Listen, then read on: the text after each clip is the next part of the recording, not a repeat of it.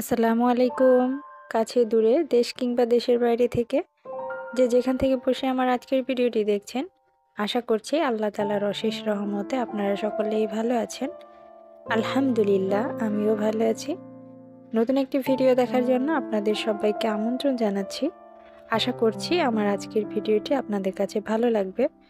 যদি ভালো লেগে থাকে তাহলে প্লিজ আমার ভিডিওটিতে একটি লাইক দিয়ে পুরো ভিডিও কন্টিনিউ করবেন।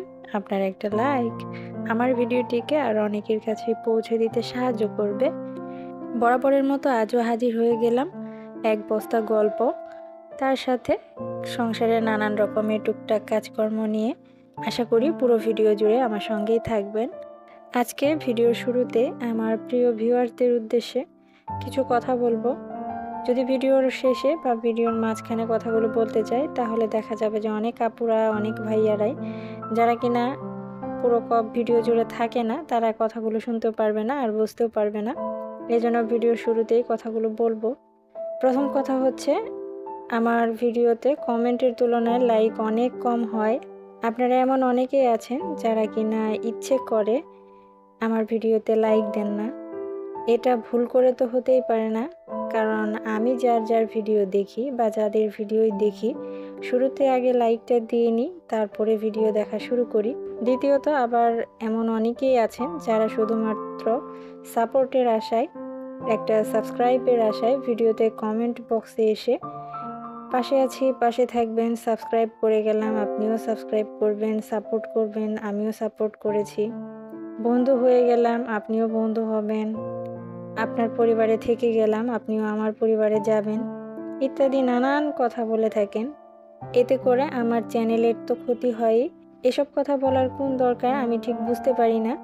আপনার যদি সাপোর্ট পাওয়ার ইচ্ছা থাকে বা বন্ধু হওয়ার ইচ্ছে থাকে তাহলে প্লিজ দয়া করে আমার কমিউনিটিতে আপনার মূল্যবান কথাটা লিখে যাবেন।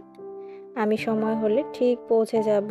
তৃতীয়ত, এমন অনেকেই আছেন যারা শুধুমাত্র ভিডিওতে ঢুকেই বের হয়ে যান। এতে করে আমার ভিডিওর ইমপ্রেশন অনেকটাই কমে যায়। আপনার হাতে যদি সময় একান্তই না থাকে বা আমার ভিডিও যদি দেখতে আপনার কাছে ভালো না লাগে তাহলে প্লিজ ভিডিও অনই করবেন না।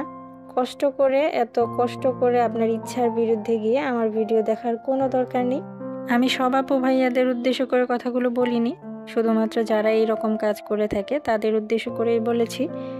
জানি কথাগুলো অনেকের কাছে খারাপ লাগবে, কিন্তু কি করব, বলতে বাধ্য হলাম। একটা ভিডিও বানানো কতটা কষ্ট সেটা কিন্তু আমরা সবাই জানি, অথচ মানতে পারি না। যাই হোক, অনেক কথাই বলে ফেললাম। আমার কথাই যদি আবার আপনারা কেউ কিছু মনে করে থাকেন, কষ্ট পেয়ে থাকেন, তাহলে প্লিজ আমাকে ক্ষমা সুন্দর দৃষ্টিতে দেখবেন। খুব ভারী কথা বলতে বলতে আমি অনেকগুলো কাজ গুছিয়ে নিয়েছি। শীতকালীন সবজি বাড়িতে শুধু আসছে আর যাচ্ছে, অথচ এখনো পর্যন্ত সবজি দিয়ে আমি খিচুড়ি রান্না করিনি। আজকে ভাবলাম সকালে নাস্তায় খিচুড়ি রান্না করব সবজি দিয়ে, তার সাথে বেগুন ভাজি করব। তো যেই ভাবনা সেই কাজ। খিচুড়ি রান্নার জন্য আমি চাল আর ডালটাকে একত্রে ধুয়ে নিলাম, আর কিছু সবজি অফ ক্যামেরায় কেটে নিয়েছি। সবজির মধ্যে ছিল ফুলকপি, আলু, গাজর আর কিছু পেঁপে আমি টুকরো করে কেটে নিয়েছি। কেটে তারপরে ধুয়ে পরিষ্কার করে নিয়েছি। খিচুড়ির সাথে বেগুন ভাজি খেতে কিন্তু খুবই ভালো লাগে। আমরা বেগুন ভাজার মশলার মধ্যে একটু বাটা রসুন আর বাটা পেঁয়াজ ব্যবহার করি, যার জন্যে উপরের কালারটা দেখে মনে হচ্ছে যে হয়তো বেগুনগুলো পুড়ে গেছে, আসলে কিন্তু বেগুনগুলো পুড়েনি, মূলত মশলাটা একটু পুড়েছে। শুধুমাত্র বেগুন ভাজি না, আমাদের বাড়িতে মাছ ভাজি করলেও আমরা একটু বাটা মশলা ব্যবহার করি, খেতে ভালো লাগে। আসলে যাদের বাড়িতে বা যারা যেভাবে খায় আর কি, ওইভাবেই রান্না করা। তো বেগুন ভাজিগুলো আমি করে নিয়েছি, তারপরে এখানে খিচুড়ি রান্নাটা বসিয়ে দিলাম। রান্নাটাকে তাড়াতাড়ি শেষ করার জন্য গ্যাসের চুলায় রান্না বসাতে চেয়েছিলাম, তারপর ভাবলাম যে না, শীতের সকালে মাটির চুলাতেই রান্না করব। আর মাটির চুলাতে রান্না করার পরে চুলার পরে বসেই সকালের খাবারটা সবাই খেয়ে নেব। মাটির চুলায় রান্না করা খাবারের স্বাদটা একটু অন্যরকম থাকে, যেটা গ্যাসের চুলাতে রান্না করলে সেই স্বাদটা পাওয়া যায় না। সেটা আমরা যারা রান্না করি তারা কিন্তু জানি। যাই হোক, খিচুড়িটা রান্নার জন্য কড়াইয়ের মধ্যে আমি কিছুটা পরিমাণ সয়াবিন তেল দিয়েছি, আবার কিছু সরিষার তেলও দিয়েছি। দেওয়ার পরে তেলটা গরম হয়ে গেলে পেঁয়াজ কুচি দিয়েছি। পেঁয়াজটাকে আজকে বেশি বাদামি করে ভেজেছি। পেঁয়াজটাকে বেশি বাদামি করে ভাজলে খিচুড়ির মধ্যে একটা সুন্দর ঘ্রাণ ছড়ায়, খেতেও ভালো লাগে। তো বাদামি করে ভেজে নেওয়ার পরে আমি পেঁয়াজ রসুন বাটা আদা বাটা দিয়েছি, দিয়ে কাঁচা গন্ধ চলে যাওয়া পর্যন্ত ভেজে নিয়েছি। তারপরে তো একটু পানি দিয়ে হলুদের গুঁড়ো, মরিচের গুঁড়ো, জিরা গুঁড়ো, ধনিয়া গুঁড়ো দিয়ে পরিমাণ মতো লবণ দিয়ে মশলাটাকে ভালো করে কষিয়ে নিয়েছি। নেওয়ার পরে কেটে রাখা সেই সবজিগুলো দিয়েছি। সবজিটা সেদ্ধ বসিয়ে দিয়ে কষানোর সময় আমি আমার ছোট মেয়েটাকে স্কুলে নিয়ে গিয়েছিলাম। আমাদের বাড়ির পাশেই একটা স্কুল আছে ছোট বাচ্চাদের রাখার জন্য। আমি ঠিক জানি না শহরাঞ্চলে এরকম স্কুল আছে কি না বাচ্চাদের রাখার জন্যে, তবে আমাদের গ্রামাঞ্চলে কিন্তু এইসব স্কুল আছে। তো মেয়েটাকে সেখানে নিয়ে গিয়েছি, কিন্তু আমার মেয়ে তো কোনোভাবে থাকতে সেখানে রাজি না, আমাকে ছাড়া থাকতেই পারবে না। একরকম জোর করে নিয়ে গিয়েছি, আর আমার ননদকে বলেছিলাম তুমি খিচুড়িটা এখানে বসিয়ে দাও। তো সবজিটা কষিয়ে নিয়ে তারপরে চাল আর ডালটাকে দিয়ে দিয়েছে, এরপরে পরিমাণ মতো পানি দিয়েছে। এরপরে তো আমি চলে এসেছি, আর এসে এখন একটু নাড়াচাড়া করে দিলাম। খিচুড়িটা অলরেডি হয়ে গেছে। আমার আজকের ভিডিওতে খুব বেশি নয়েজ শুনতে পাচ্ছি। আসলে আজকে আমাদের বাড়িতে টুকটাক কাজ করানো হচ্ছে, সেজন্য শব্দটা হচ্ছে। রাতের বেলাতে ভয়েস দিতে পারিনি, আর দিনের বেলাতে দেব করে আর দেওয়া হচ্ছিল না। তারপর অবশেষে দিতে বসলাম চ্যানেলের চিন্তা করে। যদি আজকেও ভিডিও না দেই তাহলে অনেকটা বড় একটা গ্যাপ পড়ে যাবে। যদিও এর আগের ভিডিওতেও আমার ভিডিও দেওয়া লেট হয়ে গেছে, তো যেভাবেই হোক একটু কষ্ট করে আপনারা দেখে নেবেন। আর খুব হিজিবিজি করে আজকে ভয়েসটা রেডি করেছি। তো রান্নাবান্না শেষ করে এবার সবাই মিলে খাবারটা খেয়ে নিলাম। খাওয়া দাওয়ার পরে তো এটা ছিল দুপুরের দিকে। দুপুরের কোনো রান্নাবান্না আজকে আমি আপনাদের সাথে শেয়ার করলাম না।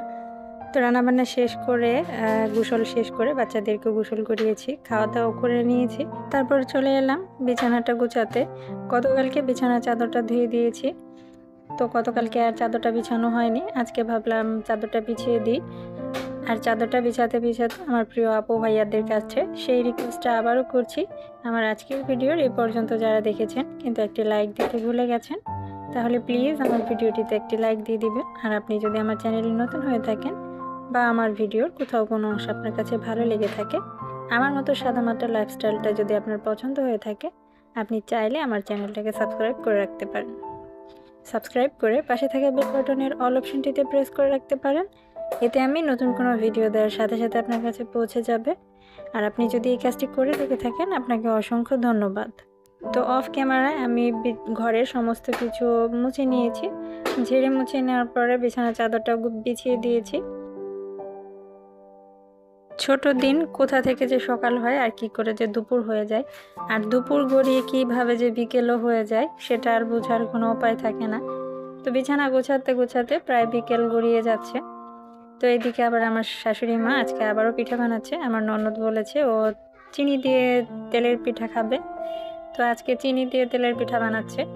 আর ওইদিকে আমি আবার কিছু পুলি পিঠা বানিয়ে নিচ্ছি। পুলি পিঠা বানানোটা সেটা আর আপনাদের সাথে শেয়ার করিনি। তো বিকেলের খাবার হিসেবে আজকে এই পিঠাপুলির আয়োজনই ছিল। বিকেলবেলাতে এই পিঠাপুলির আয়োজন দেখাতে দেখাতে আমার আজকের ভিডিওটি এখানেই শেষ করছি। আপনাদের সবার সুস্বাস্থ্য কামনা করে আজকের মতো এখানেই বিদায় নিলাম। সবাই ভালো থাকবেন, সুস্থ থাকবেন, আর আমাদের জন্য দোয়া করবেন। আল্লাহ হাফিজ। আসসালামু আলাইকুম।